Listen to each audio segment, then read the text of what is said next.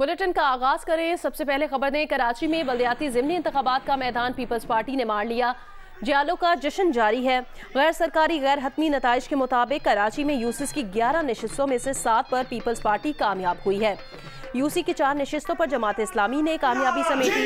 मजमूई तौर पर कराची की 240 यूसीस में से 98 पर जीत कर पीपल्स पार्टी का पहला नंबर है।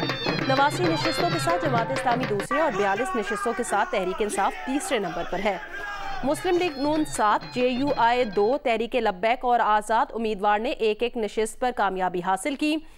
6 नशिस्तों पर नताइज इलेक्शन कमीशन की जानिब से रुके हुए हैं।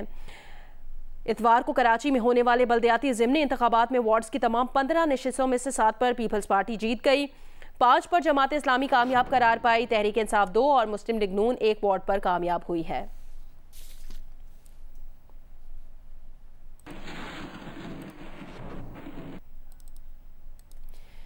कराची में ज़िमनी बल्दियाती इंतखाबात में नताइज की तफसीलात से आगाह करेंगे इलेक्शन कमीशन ऑफिस से जियो न्यूज़ के नुमाइंदे कमर अली मस्तोई। जी, गुज़िश्ता रोज़ होने वाले ज़िमनी बल्दियाती इंतखाबात में यूसी की 11 नशिस्तें और वार्ड की 15 नशिस्तों के जो है वो मुकम्मल नताइज आ चुके हैं, जिसके मुताबिक पाकिस्तान पीपल्स पार्टी ने यूसी की 7 नशिस्तें हासिल की हैं, जबकि जमात इस्लामी ने यूसी की 4 नशिस्तें हासिल की हैं। इसी तरह वार्ड के जो है वो इलेक्शन में भी असल मुकाबला पाकिस्तान पीपल्स पार्टी और जमात इस्लामी के दौरान रहा। पाकिस्तान पीपल्स पार्टी ने वार्ड की 7 नशिस्तें, जमात इस्लामी ने 5 नशिस्तें हासिल की हैं, PTI ने 2 और मुस्लिम लीग नून ने 1 नशिस्त हासिल की है। 240 यूसी की नशिस्तें रह गई हैं। उसके मुताबिक जो पार्टी पोजीशन है इस वक्त, तो पाकिस्तान पीपल्स पार्टी के पास जो है वो यूसी की 98 नशिस्तें हैं इस वक्त, जबकि जमात इस्लामी के पास इस वक्त जो है वो जो 89 नशिस्तें हैं जमात इस्लामी के पास। इसी तरह PTI जो है वो 42 नशिस्तें जो है वो बल्दियाती इंतखाबात के दौरान जो है वो हासिल कर चुकी है। अब मरहला होगा जो है वो मेयर कराची बनाने का। अब देखना है कि कौन सी जमातें आपस में इत्तेहाद करती हैं। पाकिस्तान पीपल्स पार्टी सबसे ज़्यादा यूनियन काउंसिल की नशिस्तें लेकर जो है वो अपना मेयर लाने में जो है वो जस्तजू कर रही है। इसी तरह जो है वो दीगर जमातें भी अब जो है वो आपस में इत्तेहाद के लिए जो है वो हाथ पे मारेगी। अमीर जमात इस्लामी कराची हाफिज नईमुर रहमान का कहना है जमात इस्लामी 8 सीटों पर जीत चुकी थी, लेकिन धांधली की गई। फॉर्म 11 का जायजा लेने की यकीन दहानी पर एहतजाज खत्म किया है। जाली नताइज कबूल नहीं करेंगे। हमारे मुताबिक तो हम 8 सीटों के ऊपर आगे थे। जिस तरह असरअंदाज हुए हैं पूरे हमले पर और जिस तरह से उन्होंने अपने पूरी नफरी को इस्तेमाल किया है, जिस तरह उन्होंने पैसे को इस्तेमाल किया है, ये तो यानी अब तो इतनी धांधली होने लग गई है कि ये चीज तो लोग बयान भी नहीं करते हैं। हम तो उसके बावजूद जो 8 यूसीओं में हम आगे थे हम उसकी बात कर रहे हैं, लेकिन उन तमाम यूसीज के अंदर इन्होंने धांधली की, इन्होंने मारा पीटा, नताइज को तब्दील अब किया है। हमें अंडरटेकिंग दी है तहरीरी तौर पर कि कंसोलिडेशन के लिए सबको बुला रहे हैं और वो नोटिस जो इशू करेंगे आज हमें तहरीरी जमानत के तौर पर जो RO साहब हैं इन्होंने हमें दी है। पीपल्स पार्टी के रहनुमा सईद गनी ने कहा जमात इस्लामी और PTI ने रिवायती इल्जामात लगाने की कोशिश की। जमात इस्लामी के मैंडेट को मानते हैं, जमात इस्लामी भी हमारे मैंडेट को माने। पीपल्स पार्टी को कराची से सिफर नहीं कर सकते। हमारे 3 कारकुन जख्मी हुए हैं और कई कारकुनान पर तशद्दुद भी किया गया। जमात इस्लामी को कराची में साथ मिलकर काम करने की दावत भी दे दी। सेनेटर वकार मेहदी ने कहा कराची में मेयर पीपल्स पार्टी का होगा। अगर जमात इस्लामी को शौक है तो वो डिप्टी मेयर के ओहदे के लिए हमसे राब्ता कर ले। तो मेरी गुजारिश होगी जमात इस्लामी के लोगों से कि रिज़ल्ट ये आ गया है, रिज़ल्ट को तस्लीम करें और आइंदा के लिए कोशिश करें। मैं आज भी कहता हूँ कि कोशिश करें कि हम मिलजुल कर कराची के लोगों की खिदमत करें, बजाय इसके कि हम इस लड़ाई को मज़ीद बढ़ाएं। हमें भी एतराज़ात हैं, हमारे भी लोग ज़ख्मी हुए हैं, हमारे लोग भी इल्ज़ाम लगाते हैं कि उनके साथ ज़्यादती हुई है, धांधली हुई है। इलेक्शन कमीशन में उन्होंने भी केस किए थे, ट्राइब्यूनल में वो भी जा रहे हैं। वो एक कानूनी रास्ता अख्तियार करेंगे, लेकिन आप इस नतीजे को तस्लीम करें। जमात इस्लामी जो है बौखलाहट का शिकार है और इंशाल्लाह इस प्रोसेस के बाद जो अगला प्रोसेस होगा उसमें इंशाल्लाह जो मेयर है वो पाकिस्तान पीपल्स पार्टी का होगा। अगर जमात इस्लामी को शौक़ है बल्दियाती निज़ाम में आने का, अगर उनको शौक़ है वो डिप्टी मेयर के लिए पीपल्स पार्टी को दरख्वास्त दें, उस पर भी हम कंसीडर करेंगे कि उनको डिप्टी मेयर रखा जाए या नहीं रखा जाए। बल्दियाती ज़िमनी इंतखाबात में हैदराबाद में 4 यूसीज़ के नताइज सामने आ गए हैं। पीपल्स पार्टी ने 2 और पीटीआई ने 1 यूसी जीती है, जबकि एक पर आज़ाद उम्मीदवार कामयाब हुआ है। झगड़े के बायस 1 यूसी पर पोलिंग मुअत्तल कर दी गई थी। हैदराबाद में वार्ड्स की 9 नशिस्तों में से 5 पर पीपल्स पार्टी कामयाब हुई है। पीटीआई 2 और 2 नशिस्तों पर आज़ाद उम्मीदवार कामयाब हुए हैं। सिंध के दीगर शहरों में भी एक आध के सिवा दीगर यूसीज़ और वार्ड्स में पीपल्स पार्टी के उम्मीदवार कामयाब हो गए हैं।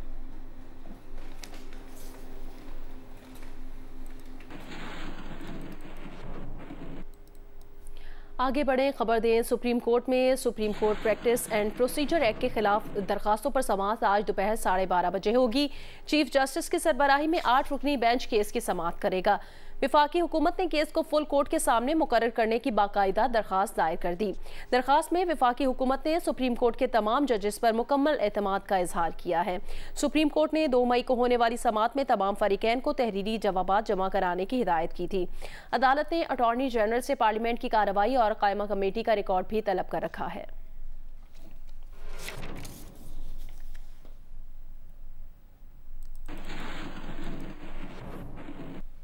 पार्लियामेंट की पब्लिक अकाउंट्स कमेटी आज जस्टिस मुजाहिर अली अकबर नकवी की आमदन और असासों की जांच पड़ताल के मामलात का जायजा लेगी। कौमी असम्बली ने जस्टिस मुजाहिर अली अकबर नकवी की आमदन असासों की जांच पड़ताल का मामला PAC के सुपुर्द किया था।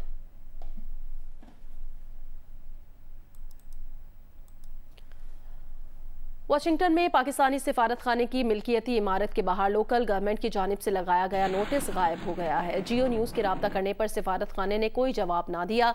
नोटिस में दर्जाबंदी कम कर दी गई थी और लिखा गया था कि नोटिस उतारने पर जुर्माना आयद किया जाएगा। मजीद बताएंगे वाशिंगटन से जियो न्यूज़ के नुमाइंदे वाजिद अली सैयद। जी, 2 रोज पहले इसी जगह पर खड़े होकर जियो ने ये खबर ब्रेक की थी कि पाकिस्तानी जो सफारत खाना है उसकी मलकियत इमारत को लोकल गवर्नमेंट की तरफ से एक नोटिस दिया गया है, जिसमें यह कहा गया है कि उनकी जो बिल्डिंग की क्लासिफिकेशन है उसको डिग्रेड कर दिया गया है। यानी वो क्लास 3 जिसमें वेकेंट थी अब उसको क्लास 4 कर दिया गया है, जिसका मतलब ये है कि ना सिर्फ ये वेकेंट है बल्कि मखदूश हालत में है और जो इलाका है उसके लिए खतरनाक साबित हो सकती है। ये जो नोटिफिकेशन था वो इस बिल्डिंग के बाहर लगाया गया था। नोटिस के अंदर ये लिखा गया था कि अगर इस नोटिस को उतारा गया तो उसका जुर्माना भी हो सकता है। अब सूरत हाल ये है कि इस बिल्डिंग के बाहर वो जो नोटिस लगाया हुआ था वो गायब हो चुका है।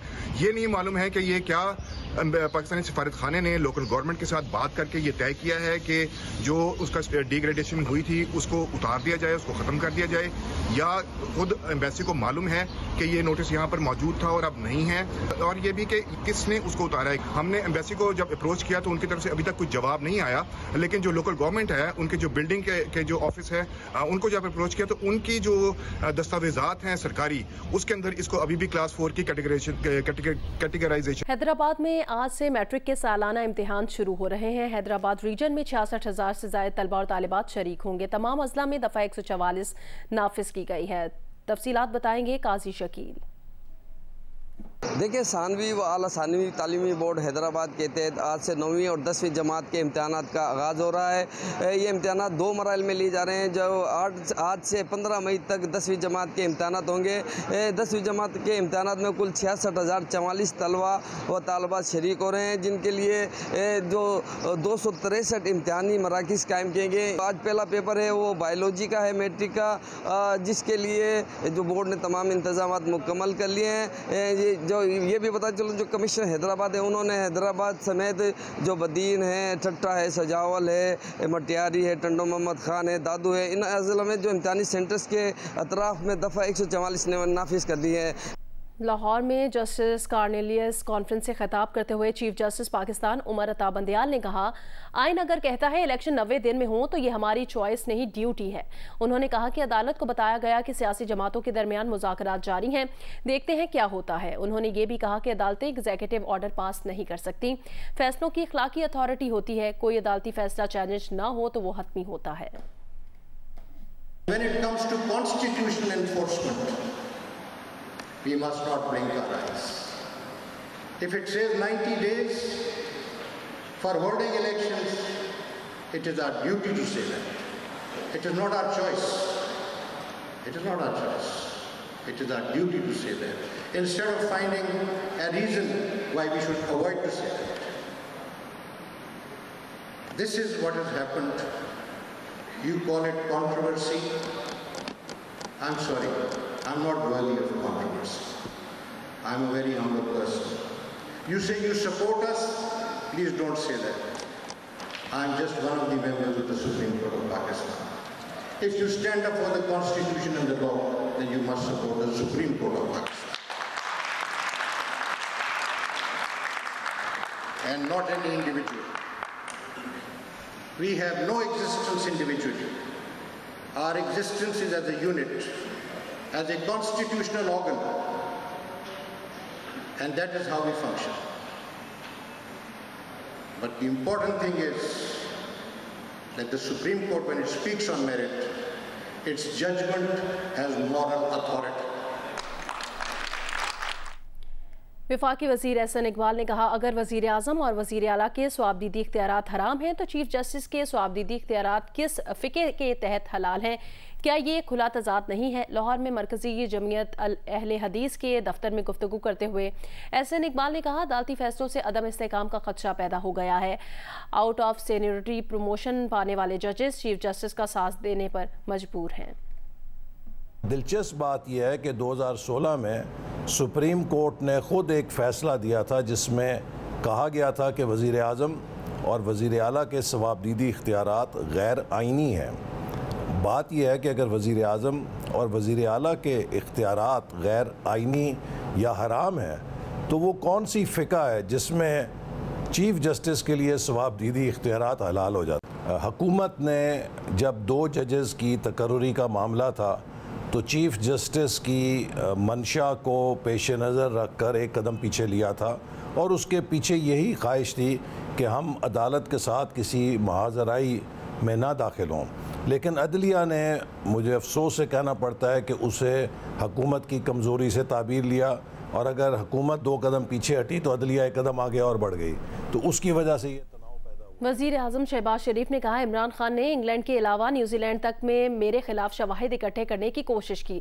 वज़ीर आज़म शहबाज शरीफ का लंदन में इंकशाफ। कहा, इमरान खान ने उनके खिलाफ हर हरबा इस्तेमाल किया लेकिन उन्हें नाकामी हुई। बरतानिया में मेरे खिलाफ दायर दरकेस से बरियत पूरे पाकिस्तान की फतह है। लंदन में मीडिया से गुफ्तगू में वज़ीर आज़म शहबाज शरीफ ने यह भी कहा कि इमरान खान सर से पाँव तक झूठे और मकार आदमी हैं। इमरान खान का झूठ कौम के सामने आ रहा है। इमरान खान मोहसिन कुश आदमी हैं, इंशाअल्लाह ज़रूर अल्लाह की पकड़ में होंगे। ये आप कहते हैं अल्लाह ताला को ऊपर बैठा है, उसको मंजूर होगा इंशाअल्लाह। तो इसका झूठ पूरी कौम के सामने आ रहा है। सर से पाँव तक झूठा, मक्कार और मोहसिन कुश आदमी है। इंशाअल्लाह ज़रूर अल्लाह की पकड़ होगी। एक और बयान में वज़ीर आज़म शहबाज शरीफ ने कहा, इमरान नियाज़ी की तरफ से मामूली सियासी फ़ायदे के लिए कौमी इदारों को धमकियां इंतहाई काबिल मज़म्मत हैं। वज़ीर आज़म ने कहा कि इमरान खान पाक फ़ौज और इंटेलिजेंस एजेंसीज़ के अफसरान पर बगैर सबूत इल्ज़ामात लगा रहे हैं। इमरान नियाज़ी को बगैर सबूत इल्ज़ामात लगाने की इजाज़त नहीं दी जाएगी। कौमी इदारों और उनके अफसरान के खिलाफ इल्ज़ामात बर्दाश्त नहीं किए जाएंगे।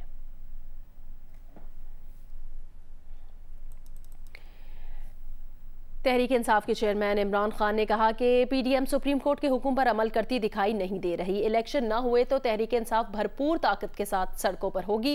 इलेक्शन के सिवा अब कोई दूसरा रास्ता नहीं है। कारकुनान से खिताब में ये भी कहा, एक तरफ मुल्क में ज़र मुबादला के ज़खायर नहीं, दूसरी जानिब वज़ीर आज़म और वज़ीर ख़ारजा मुल्क से बाहर फजूल दौरे कर रहे हैं। उनसे पूछा जाए ये कौन सा मारिका सर करके आए हैं। हमारा मुल्क बुरा हाल है। एक ट्रिप जब जाता है, ये प्राइम मिनिस्टर जरा पूछें कि इसका खर्चा कितना आया है। कम से कम $2-3 लाख इसने खर्च किया है। और इससे पूछे जो प्राइवेट जहाज में गया गोवा, इसने कितना पाकिस्तान का पैसा खर्च किया। एक तरफ हमारे पास फॉरेन एक्सचेंज नहीं है, दूसरी तरफ फजूल बैरूनी दौरे पे हम चक्कर मार रहे हैं, जलील अपने आप को करवा रहे हैं। वो कौन, किसने पूछा था शहबाज शरीफ को? कौन लेने आया था इसको एयरपोर्ट पे? तो ये अगर आपने अपने आप को जलील करवाने जाना है तो कम से कम मुल्क का पैसा तो बचाए ना। और इसलिए मैं कह रहा हूं कि इस वक्त हमारे पास कोई दूसरा रास्ता नहीं है सिवाय इलेक्शंस के। साबिक सदर आसिफ अली जरदारी ने कहा, इमरान खान इदारों को बदनाम करने की हर हद अबूर कर चुका, बस बहुत हो गया, मजीद बर्दाश्त नहीं किया जाएगा। इदारों को बदनाम करने की कोशिश ने इमरान खान का चेहरा बेनकाब कर दिया। एक बयान में आसिफ जरदारी ने कहा, हफ्ते के रोज की तकरीर के बाद कोई इमरान खान की पैरवी का सोच भी नहीं सकता। इमरान खान को मुल्क तबाह करने की इजाजत नहीं देंगे। इमरान खान झूठ से कारकुनान को बेवकूफ बना रहा है, वो इमरान खान का जवाल देख रहे हैं।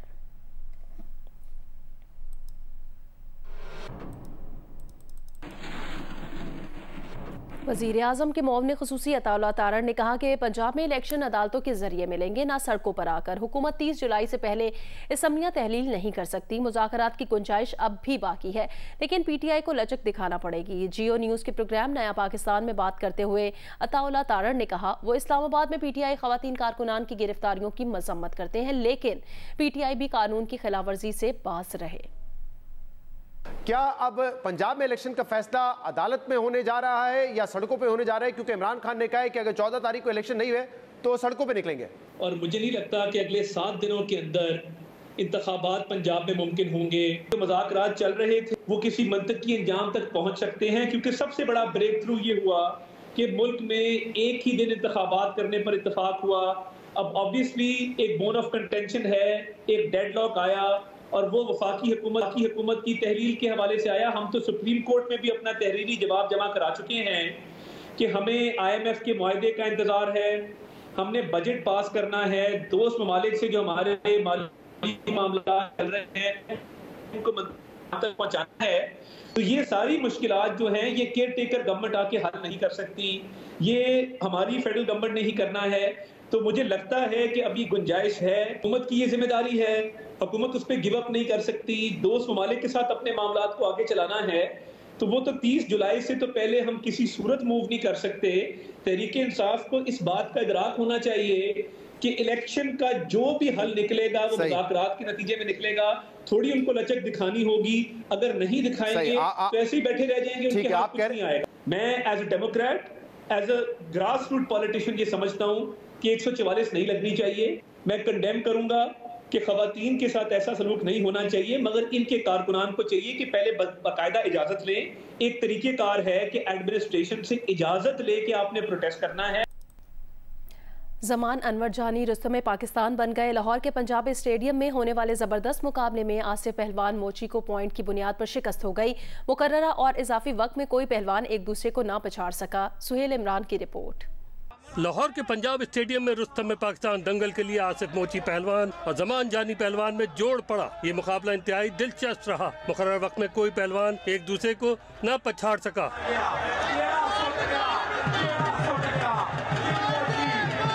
20 मिनट के बाद दोनों पहलवानों को 5-5 मिनट एक दूसरे को गिराने के लिए दिए गए।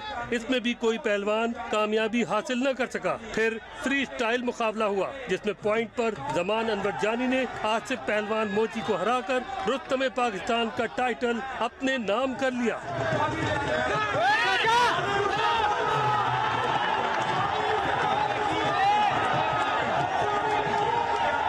मरकजी दंगल से पहले 25 छोटी बड़ी कुश्तियों के जोड़ पड़े। इसमें फतह हासिल करने वाले पहलवानों और उनके हामी तमाशाइयों ने जबरदस्त जश्न मनाया। ढोल की थाप पर भंगड़े भी डाले गए।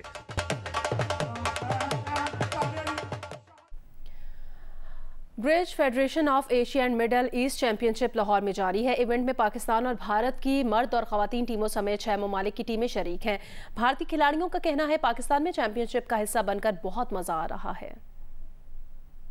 Bridge federation of Asia and middle east championship मुकामी होटल में जारी है, जिसमें 6 ममालिक की 18 टीमों के दरमियान 4 कैटेगरीज में मुकाबले हो रहे हैं। भारतीय खवातीन खिलाड़ियों का कहना है कि सख्त मुकाबला अपनी जगह, उन्हें लाहौर आकर बहुत अच्छा लग रहा है। हमें ऐसे लग रहा है इंडिया ही आए हैं, क्योंकि हमारी भाषा एक है, खान पान एक है, लिबास एक है, तो हमें ऐसे कुछ फ़र्क नहीं लग रहा है कि अब किसी और देश में आए हैं। बहुत मज़ा आ रहा है, बहुत मज़ा, बढ़िया हॉस्पिटैलिटी है। एंड जब वापस जाएंगे तो काफ़ी अच्छी मेमोरीज लेके जाएंगे। पाकिस्तान विमेन टीम की कप्तान फातिमा का कहना है कि तमाम खिलाड़ी आपस में दोस्त हैं, सबके साथ खेलकर मजा आ रहा है। बहुत मज़ा आ रहा है, ये सब हमारे दोस्त मुल्क हैं and we are all having a good time. Sports में हम मुल्क नहीं देखते, स्पोर्ट्स की बस हम स्किल देखते हैं कि टेबल पे कौन किस तरह खेल रहा है। ब्रिज के खिलाड़ियों का कहना है कि ये एक माइंड गेम है, कोशिश है कि अब इस खेल में नौजवान भी आएं। ये माइंड स्पोर्ट है तो ये बच्चों के जहन के लिए बहुत मुफीद है, इसीलिए हम कोशिश कर रहे हैं कि यंगस्टर्स को इसमें मजीद इंट्रोड्यूस करें। Bridge federation of Asian bridge championship 13 मई तक लाहौर में जारी रहेगी। कैमरामैन जवाद हैदर के साथ सुहेल इमरान, जियो न्यूज़ लाहौर।